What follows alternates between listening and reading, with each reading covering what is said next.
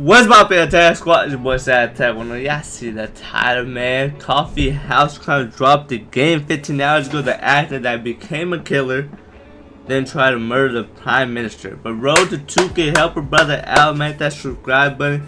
But also comment down below with video and react to Nate's 22-minute video. So hit that subscribe button, man. We're going stupid, we're going crazy, man. It's summertime. So I've been reacting to a lot of these crime videos recently, but y'all can comment down below any video I react to, preferably not music, because I don't want to be copyrighted unless it's yours.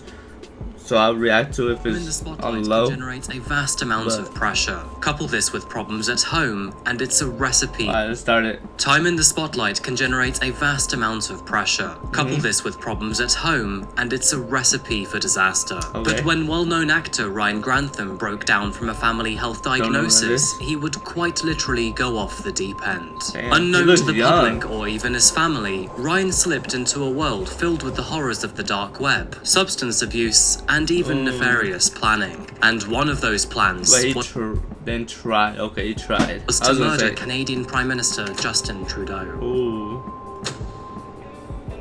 Good morning, good afternoon, or good evening, folks. My name is Adrian, and welcome back to Coffee House Crime. Today, we're looking at the case of Ryan Grantham, famous actor, murder, and even presidential assassination. You know, I feel like this case really slipped under the radar with thanks to COVID. Anyway, before we begin, and just to let you know that I post true crime and strange cases here weekly. COVID was really so if that does sound like your kind of thing, please consider subscribing to the channel. And now, with that said, please grab yourself a coffee, pull up a seat, and get ready for the deep dive. This is the case of Ryan Grantham. I started reacting to fucking YouTube 3 years ago, bro. That's crazy to think about, bro. 3 years ago.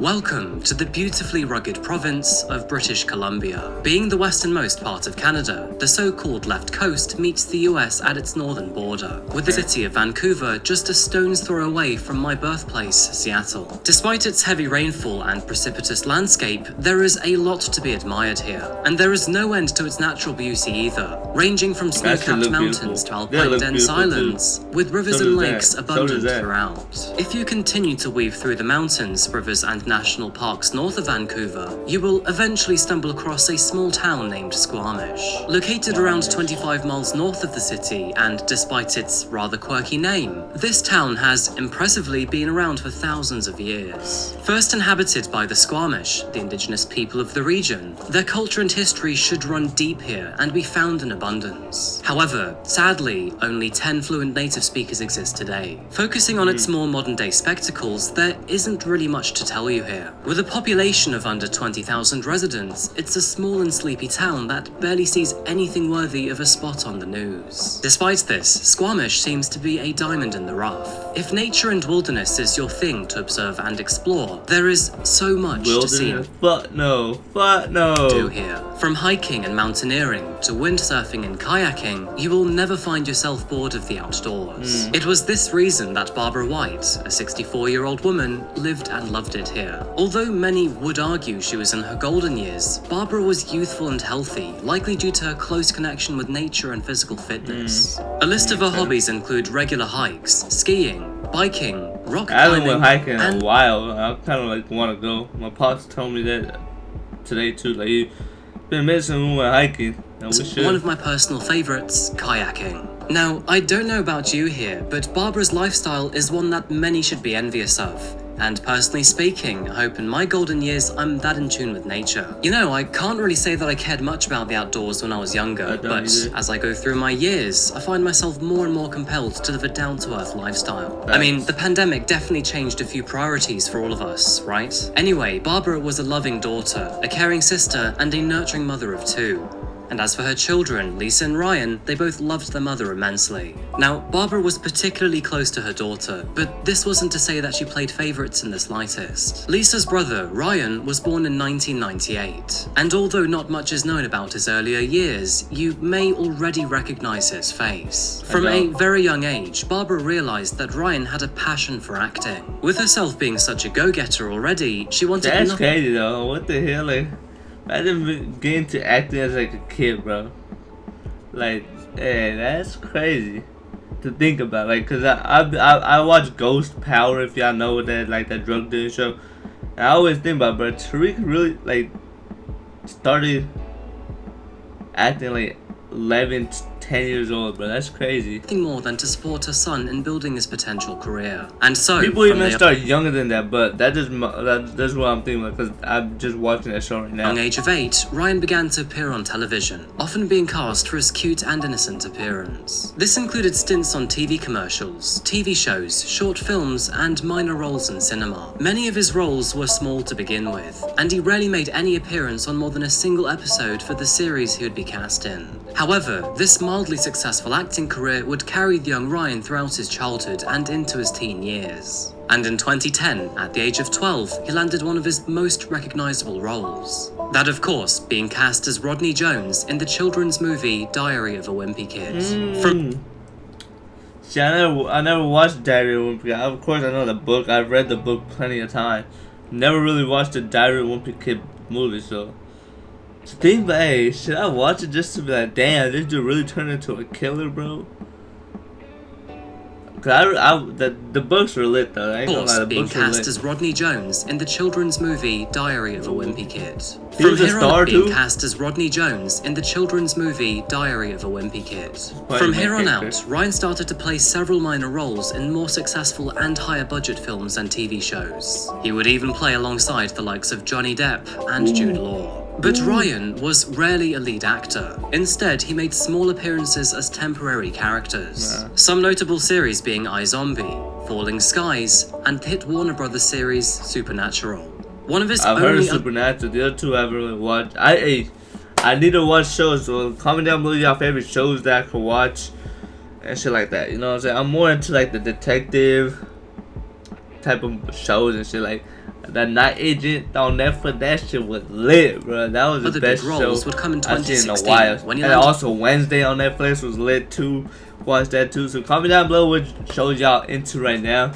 Hopefully it's like got some action into it, some detective shit, like, you know what I'm saying? The lead role of Tommy in the feature film Considering Love and Other Magic. Okay. In this role, he played his character as a timid teen boy who insisted that he hadn't left his house in over 60 years. Ryan always seemed to find himself in the role of a timid, awkward teenager, and given his modest height of 5'2" and youthful boyish appearance, he was usually portrayed to be well below his actual age. If you were to Google his name, you will likely find him as an actor in the popular mystery drama series Riverdale. However, as seen with many of his previous roles, he's on Riverdale? Popular mystery drama series Riverdale. I watched like the first 2-3 seasons of that. However, as seen with many of his previous roles, he only played in one single episode in the middle of season 4. Now, I'm not going to pretend I haven't caught up on it, like season 4, all that, bro. And I'm any sort of good actor myself. But it does make you wonder, if he was unable to land any sort of concrete role, then was his acting ever really that good to begin with? Saying that, Ryan racked up a total of 37 credits on IMDb, all between the ages of 8 and 21.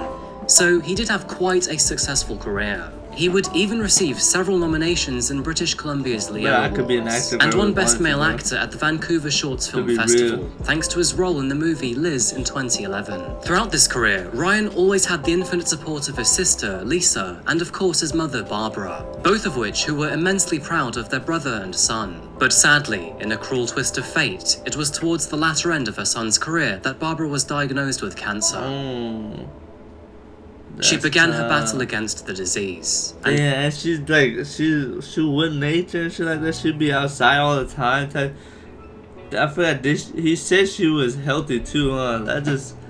That's tough, bro. Although she also had the support of her family, she watched her diagnosis take a very heavy toll on her children. Whether it was the result of his mother's diagnosis, the pressure of his career, or an amalgamation of both, Ryan's career began to exhibit a few worrying behaviors. And unfortunately, this is where our story gets pretty dark pretty fast. Yeah, losing a parent, hey. Although his family were aware of some of these bad habits, Ryan was able to keep some of them to himself, likely due to shame. He unfortunately slipped into a very self-destructive state of depression, often abusing alcohol and even contemplating taking his own life. His family were aware of this, but what they didn't know was that he was also abusing weed in excessive quantities. And Ryan feared that his mother would be very disappointed if she found this out. His mental state became so self-destructive that he secretly dropped out of school at Simon Fraser University, which would be another thing that he would keep a secret from his family. And from here on out, Ryan spent a lot of his time alone in his room, where he became infatuated with the dark web. He began to watch hundreds of violent and graphic videos, all of which fueled his own negative thoughts and tendencies. And moving forward, homicidal fantasies became an alarming staple in his already unstable mind. Ryan kept a journal to keep track of his thoughts. These diaries were not daily plans, therapeutic musings, or healthy creative outlets. Instead, he recorded the twisted thoughts of an increasingly disturbed young adult. His notes ranged from thoughts of severe self-loathing all the way through to plans on how to create Molotov cocktails. And unfortunately, it didn't stop there either. To add to this, he also created dozens of torture plans that he wished to inflict on other people. It was in March of 2020 that Ryan began to create a catalogue of all of these evil plans. And unfortunately, he wanted to reenact a few of these before taking his own life. His mother and sister, who were entirely unaware of this, continued to support Ryan to the very best that they could. Even in the face of a family diagnosis, they all persevered. And sadly, as I say this all too often, life for the Grantham family was about to change in an instant. April the 1st, 2020. It was a typical spring day. April 1st, 2020, that's right, and like that's the prime COVID. Like COVID, like, I remember school ending around ended late February / March is when COVID really, like, we stopped going to school type shit. So April 1st, everything was shut down, bro. That shit's still mind blowing to me. Like, everyone was at home just chilling, like, cause everything was shut down. Everyone's work and shit like that. Everyone's business getting shut down, which was tough. Like, bro, COVID is really one of those things that's gonna be remembered in history, bro. Cause that shit really shut down the whole world for like almost a year, bro. In Squamish. Now no one even talks about COVID and shit. That's crazy. 3 years later, even last year in 2022, no one really was talking about COVID. So, damn, bro, April COVID showers were really well and truly came underway. and went. The town was quiet. It was a Wednesday, and being the peak pandemic season, almost nobody was out. However, for Lisa Grantham, that quietness was like abnormally different. It had been 2 days since she had last heard from her mother and brother, and when it came to Barbara, this was very much out of character. The pair were particularly close with one another and kept in regular daily contact. But what was even more peculiar is that all of her previous texts to her mother had remained unread. And as for every phone call, they all went straight through to voicemail. Lisa felt uneasy with this knowledge. Due to her diagnosis and the required treatment, her mother was particularly vulnerable. She therefore decided, despite the restrictions, to drive over to Barbara's townhouse to check in on her. Letting herself in with her own keys, the home was eerily silent. A pin could drop, and you would definitely hear it, they would say. Nobody appeared to be home. Walking into the living room, she peered up at the grand piano. What was strange, though, was that it was now covered in a plastic tarp. And that wasn't the most puzzling part of the scene either. Candles had been placed throughout the entire room, mostly next to and on top of the plastic tarp. These candles had been placed carelessly around the place, and wax had pooled all over the floor. And hanging from the piano itself was a string of beads sporting a cross. Overall, the scene was very puzzling for Lisa. However, after taking a closer look, her second observation would haunt her forever. Underneath this plastic tarp appeared to be the motionless body of a human, and whoever it was, they were collapsed over the piano. Lisa knew that whatever was underneath could only be something truly horrific. She called the police immediately, and after they arrived, they found the motionless body of Barbara. Barbara was pronounced dead at the scene, and as for Lisa, she crumbled in an instant. Her mind immediately thought of Ryan, and how next she'd have to tell him of the very terrible news. However, very little did she know that she would never actually have to do this, because a few miles down the road, Ryan was already in police custody following a confession. He just admitted to killing his mother. Now, if you thought this story was... Ooh, what the... Bro, what the fuck? Killing your own mother is crazy. I don't care what the circumstances, what the fuck, bro, that is crazy. Following a confession. He had just admitted to killing his mother. Now, if you thought this story was already chilling, well, we're only getting started and heading into the realms of insanity. Yeah, I ain't gonna lie. Killing your mother, I don't know about if there's anything that's gonna go crazier than that, more chilling than that. I ain't gonna lie. Hey, I'm gonna be real. Killing your mother, there's something more chilling than that. Up, folks, things are about to get a lot stranger. I don't know.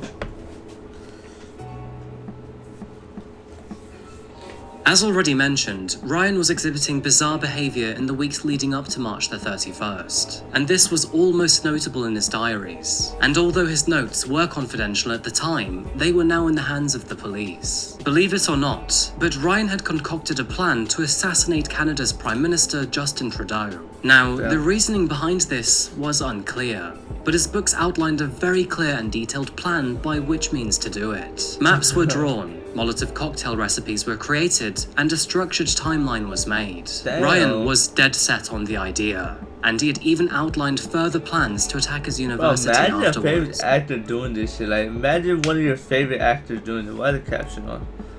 You know what I'm saying? Imagine, like... It soon became evident to the authorities that Ryan was an extremely disturbed, depressed, and distressed young man. But in order to go through with his plans, he told the authorities that he had to... Imagine like a Tom Cruise or someone just doing something like that. That shut down the whole world right there, bruh. The whole world would be like, what the fuck? Take his mother out first. The thought of causing violence was so absolute in Ryan's mind that his only point of contention was for his family. He did not want to disappoint them or cause them any pain, and it was for this reason that he murdered his own mother. While she was busy playing the piano, he raised his pistol, took aim, closed his eyes, and then pulled the trigger. As a result, Barbara was killed immediately. Bro, she just playing the piano, bro. She probably don't even know what's about to happen. 1 second she's playing the piano, next second she's not even like in this world, bro. That's crazy. That's wild, bro. That's wild. Disturbing side note, but the details behind this case are eerily similar to that of Trace Esler. He too wanted to attack his school, and he too killed his family to save the disappointment. And then, he too backed out of his plans only after it was too late. So you kill your parents and don't even go with the plan. So you really didn't even disappoint them. You just killed your parents. Okay. That's weird. Like, moments after his horrific act, Ryan grabbed his GoPro camera and recorded a confession to killing his mother. He would also film her motionless body before saying, "I shot her in the back of the head. In the moments after, she would have known it was me." After his recording, Ryan left the townhouse, loaded himself up on beer and marijuana, and then created Molotov cocktails for the next stage of his plans. He then sat and watched Netflix before heading to bed that night, all while his mother's lifeless corpse lay downstairs. how the fuck do you have the right mind to like watch Netflix? The hell, there's a body in the same house I'm staying at of my mother, and you about to watch Netflix for the night and just pretend like shit didn't just go down the way it just went down? Like, next morning, he covered his mother and the piano yeah, in a my boy plastic a psychopath. tarp I don't before care. lighting candles and hanging a rosary in a ceremonial fashion. It was on that day of April the 1st, 2020, that he planned to carry out the next stage of his plot. And that was to assassinate the Canadian Prime Minister Justin Trudeau. But before going ahead with these plans, he couldn't continue before writing one last entry in his diary. "I'm so sorry, Mum. I'm so sorry, Lisa. I hate myself. There's a lot of media of me out there, film and TV, hundreds of hours of me that can be viewed and dissected. No one will understand." After this, he packed his car with 3 guns, ammunition, and 12 Molotov cocktails. He also packed camping supplies, expecting to be on the run for quite some time. Taking a hand-marked map from one of his diaries, he planned to drive over 50 hours to the Canadian Prime Minister's cottage, where he then planned to open fire and set the house ablaze. Sheesh. However, after driving 150 miles east to the town of Hope, his resolve faltered after believing his plan was too complicated to follow. But with everything in My boy, you just killed your mom for this plan. You better go through with it. the truck, and having killed his mother in order to carry out his plans, it was too late to turn back. Yeah, it's too late now, my boy. You really one foot in the door type shit. Like, you got, like, I'm not saying, of course, I don't want to kill a prime minister. I'm just saying, like, you killed your mom before doing this plan. You didn't think about, oh, this plan is a little too complicated. Let's not kill my mom right now. Like, bro, you killed your mom. And you didn't even go through with the plan, so you pretty much just killed your mom for no goddamn reason. So you say you don't want to disappoint her, like, what the fuck? Alright. Decided to fall back on his plan of the Prime Minister, and instead focus on attacking Simon Fraser University. And after turning around, he headed right towards the city of Vancouver. But this too seemed to be too overwhelming for him. Before going through with his intentions, he stopped at all this shit is overwhelming, but killing your mom is alright, bro. Parking lot, where he then contemplated taking his own life. Nothing had gone to plan, and to add to this, he had already murdered his mother. However, this plot would also fail. As he sat there psyching himself up, he concluded that the best way to repay his mother's death was to remain alive instead. During his confession to the police, he said, "I took a beautiful life from the world, so I felt that I owed the world a life instead." It's at that moment that he drove to the nearest police station, walked up to the front counter, and then told the police officer who was sitting at reception everything he had done. As a result, Ryan was arrested immediately, and all in the meanwhile, Lisa had just walked into the townhouse and found her mother's body. As mentioned before, Ryan justified murdering his mother by apparently sparing her all the emotional turmoil that he would have created through his own evil which he didn't fucking go through with, so he killed your mom for no goddamn reason. Schemes. Ryan did not want to be seen as a monster by his family, so I guess he at least recognized that he was one. But you see, even in this action, we can see that he valued his integrity more than his own mother's life. In regards to the legal proceedings of this case, it would take more than 2 years for Ryan to finally face trial. And yeah, you can thank COVID for that one. The trial began on June the 13th, 2020, where the court learned of Ryan's plans alongside numerous homemade videos the actor had created himself. And regretfully, these recordings included videos of him rehearsing the murder of his own mother. Obviously, Ryan is an extremely disturbed individual. After a rather lengthy psychological evaluation, it was determined I'm not gonna say, because going straight into acting, I'm not no goddamn actor having cameras on me though.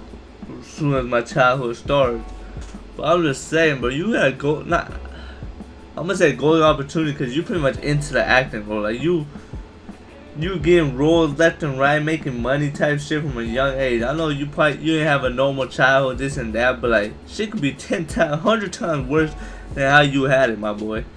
Like, you know what I'm saying? Like a lot of people will probably dream of being born into an acting role. Like Tariq from the Ghost Power, that boy is still starring in that role, and he's fucking probably making money, having a good time partying and podcast. He developed a strong case of psychosis due to his heavy substance abuse. People be stressed on finding their whole purpose in life, and my boy had an acting gig from the get-go. Comprised of marijuana and alcohol. Now, obviously, substances like this can be responsibly enjoyed. However, Ryan was using them to a very detrimental level. In the end, he was diagnosed with a severe mood disorder and a severe substance abuse disorder, both of which contributed to his disturbed state of mind before killing his own mother. As you can likely imagine, his defense team would very heavily lean on this. They also argued that Ryan was clinically depressed and had been struggling with an anxiety disorder. A lot of people is trying to be actors around here in the world and shit like that. And you was born into being an actor. You have no crazy roles, but like eventually you could work up to that shit, bro. How old? I forgot how old they said he was, but I'm pretty sure you're still pretty young because the pictures that they showed were young as hell. So I'm just saying, like, you could have worked up to become a good actor. You had some acting roles in your history many years prior. And to add to this, he had even expressed a desire to take his own life. However, experts Shut up before claimed you that his killed your mother. conditions were not a means to absolve Ryan for the responsibility for his actions, and furthermore that he should face the full force of the law. In a statement to the court, Ryan said, "I cannot explain or justify my actions. I have no excuse. It hurts me to think about how badly I've wasted my life. In the face of something so horrible, saying sorry seems so pointless. But from Hey, at least he seems pretty smart, my boy. Like, yeah, sorry. At this point, sorry really don't do shit. You know what I'm saying? Like, and you just wasted a life. Like I just said, you was born into an acting role people be dreaming of, and you just wasted a life. every fiber of my being, I am sorry." Victim impact statements He were seemed like given a- during he the seemed like trial, a smart with other dude. members of Ryan's family taking Not to the smart, but stand like a against reasonable him. dude. Understandably, they were all knows very what he hurt did. and confused. Most notably, Ryan's sister said, "How can I trust anybody when my only sibling chose to execute my mum while her back was turned?" She Damn. further iterated that her That's mother deep. was defenseless, that That's she was deep. weak and frail from her battle with cancer, and that Ryan took advantage of her while she was faced away and her guard was down. That's deep.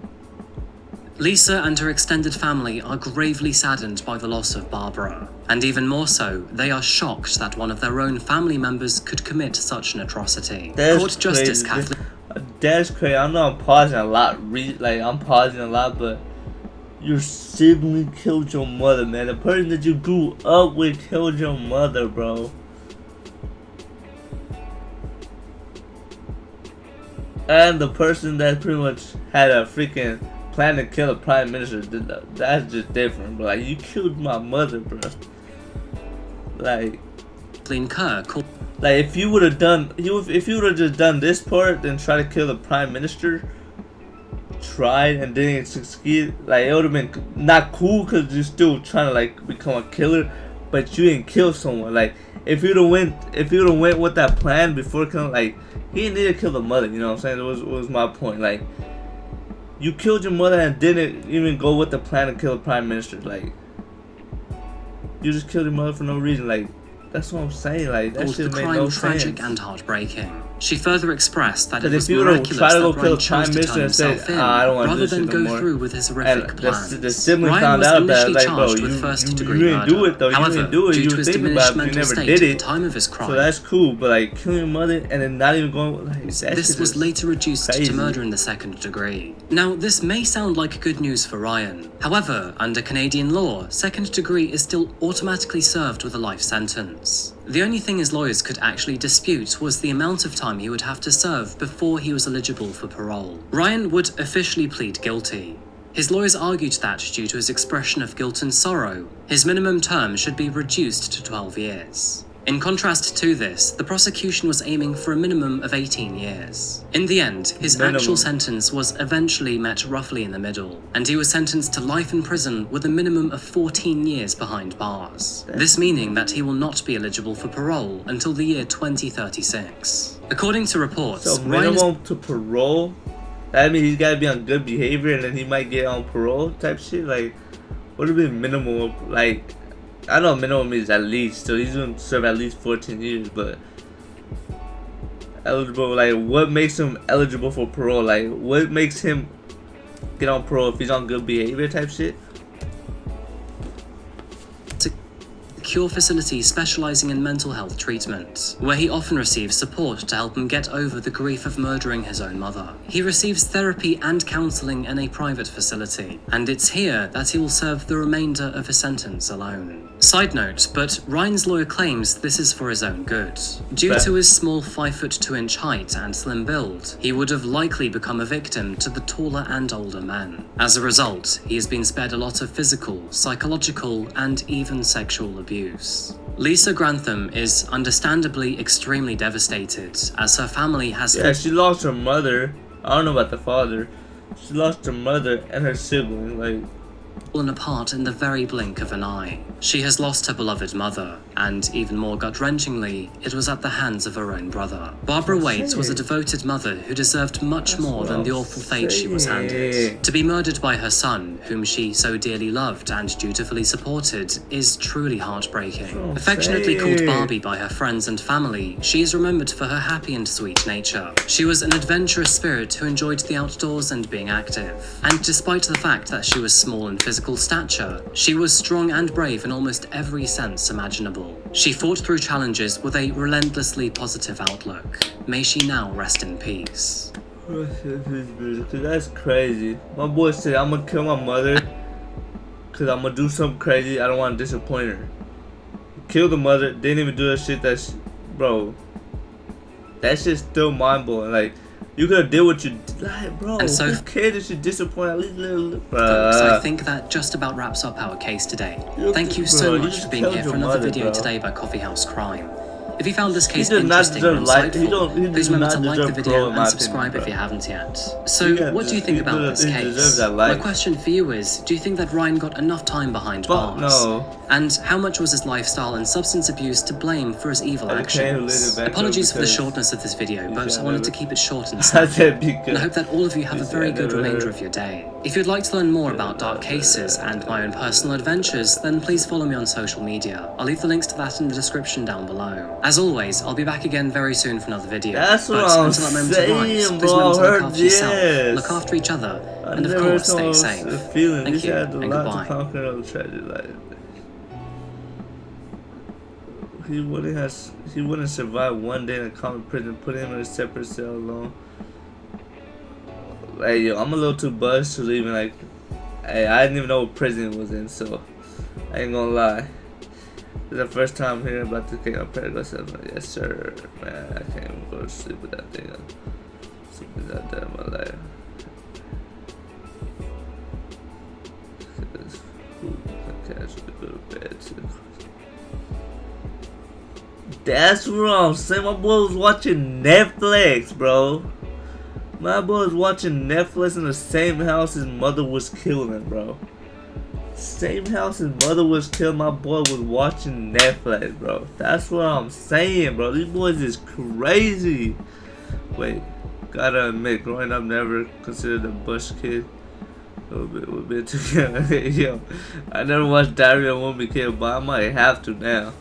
I might have to. The girl who came back from the dead? What? The fuck? Alright, bro, 2K, man. That's subscribe, help brother out. Damn, 31 minutes. I was talking. Alright, we out.